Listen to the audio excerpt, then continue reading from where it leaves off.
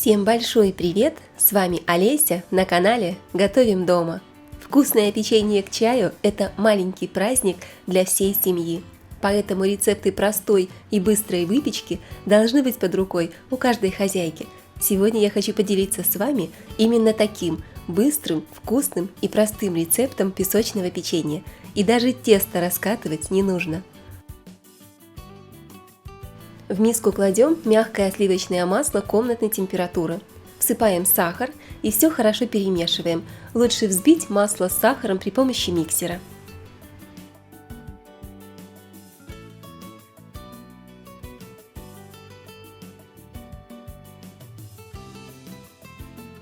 Добавляем яйцо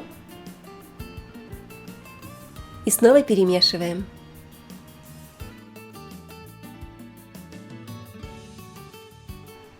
Добавим ложечку ванильного экстракта для аромата.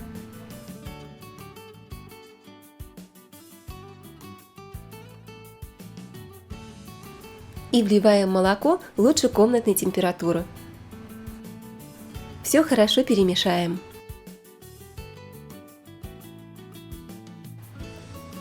В муку добавляем разрыхлитель и хорошо перемешиваем венчиком. Постепенно просеиваем муку и замешиваем мягкое тесто. Пока тесто жидкое, замешиваем его венчиком или ложкой, а затем руками.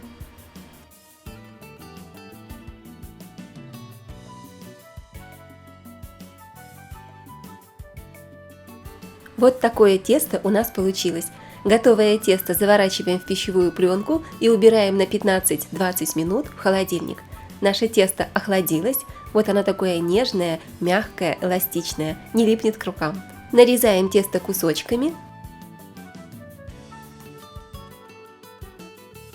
И каждый кусочек подкатываем вот в такой длинный жгут колбаску, примерно 1 см толщиной. И теперь нарезаем жгут на палочки длиной примерно 2-4-5 см, это зависит от вашего желания. Выкладываем печенье на застеленный пергаментом противень, у меня силиконовый коврик для выпечки перфорированный. Духовку разогреваем до 180 градусов и выпекаем печенье около 20 минут до светло-золотистого цвета. Наше печенье готово, только посмотрите, какая красота! Посыпаем его сахарной пудрой и скорее зовем семью пить чай. Печенье получается очень вкусное, плотненькое снаружи и мягкое внутри.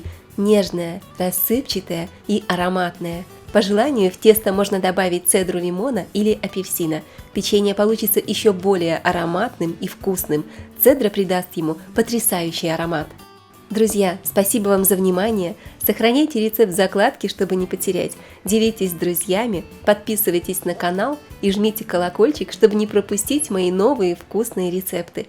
С вами была Олеся на канале Готовим дома. Желаю вам приятного чаепития, хорошего настроения и скоро увидимся!